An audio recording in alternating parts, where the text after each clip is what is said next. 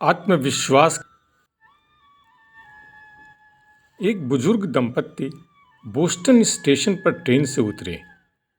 महिला साधारण सूती वस्त्र पहने थी और पुरुष भी एक हाथ से बुने सूते का साधारण सूट पहन रखा था।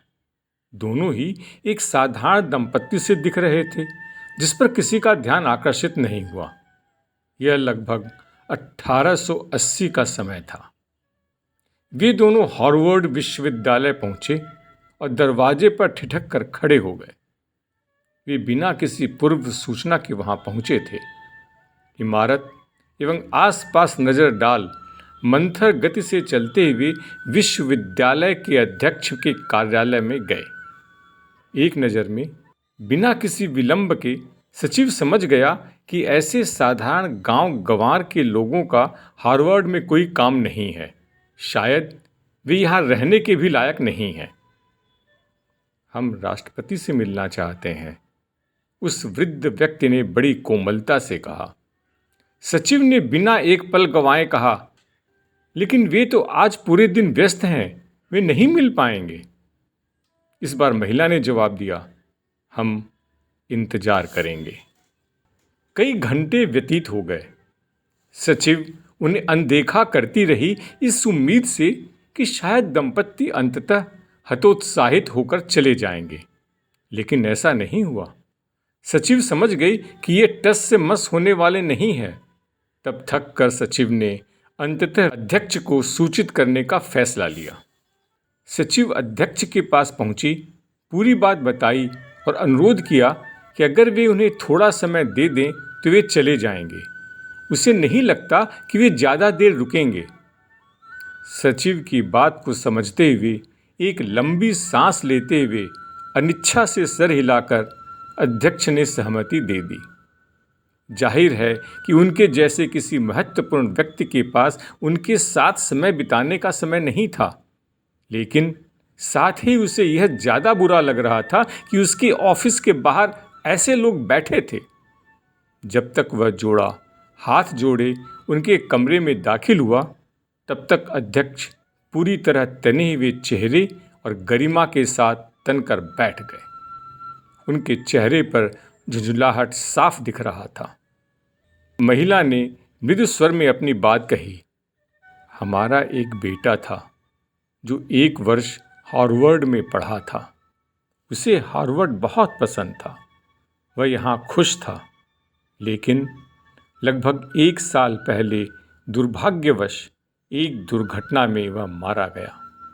मैं और मेरे पति विश्वविद्यालय के कैंपस में कहीं उसकी याद में एक स्मारक बनवाना चाहते हैं। अध्यक्ष को इससे कोई फर्क नहीं पड़ा। अपने आप को संयत करते हुए उन्होंने रूखे स्वर में कहा, मैडम, हम हार्वर्ड में पढ़ने वाले और मरने वाले हर व्यक्ति की मूर्ति नहीं लगा सकते। अगर हम ऐसा करेंगे तो यह जगह कब्रिस्तान जैसे दिखने लगेगी और ओह नहीं, महिला ने बीच में ही टोका और तुरंत समझाया, हम कोई मूर्ति नहीं लगाना चाहते हैं, हम हार्वर्ड को एक इमारत देना चाहेंगे। अध्यक्ष की आंखें चौड़ी हो गई। उनकी पोशाक पर नजर डाल उनकी हैसियत का जायजा लिया और एक तिरस्कार और व्यंग्यात्मक आवाज में कहा, एक इमारत? क्या आपको पता है कि एक इमारत की कीमत कितनी है? हार्वर्ड में हमारे पास इमारतों की कीमत $7.5 मिलियन से ज्यादा है। एक क्षण के लिए महिला चुप हो गई। उन्हें सहसा विश्वास नहीं हुआ और दोबारा पूछा, कितनी? अध्यक्ष प्रसन्न हुए।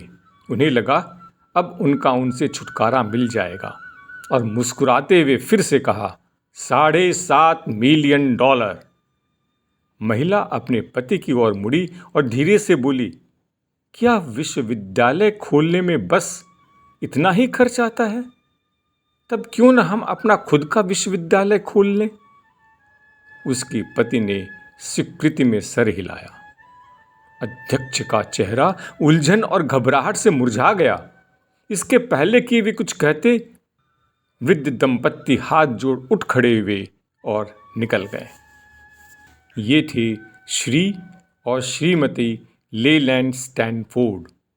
उन्होंने पालो ऑल्टो कैलिफोर्निया की यात्रा की, जहां उन्होंने अपने बेटे के नाम पर विश्वविद्यालय की स्थापना की, स्टैनफोर्ड विश्वविद्यालय। हो सकता है इस घटना में कोई विशेष संदेश नजर ना आता हो, लेकिन यह समझने लायक है कि जीवन में चीजें कैसे घटित होती हैं।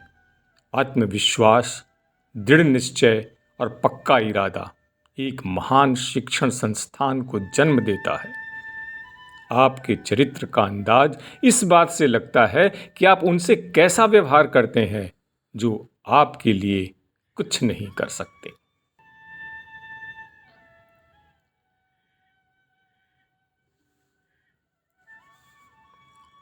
चैनल को जरूर से लाइक, सब्सक्राइब और शेयर करें।